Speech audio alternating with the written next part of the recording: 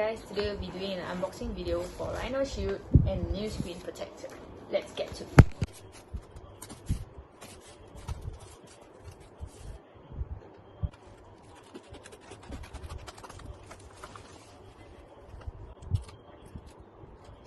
It's probably just yeah, so it's like, yeah.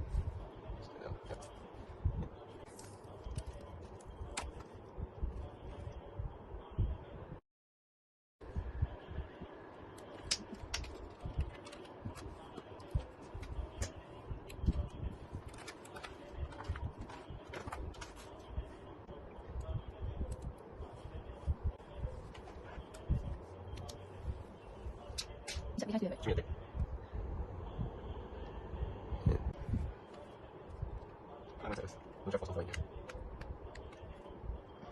Non lo so. Sì, so, vai. Adesso fuori.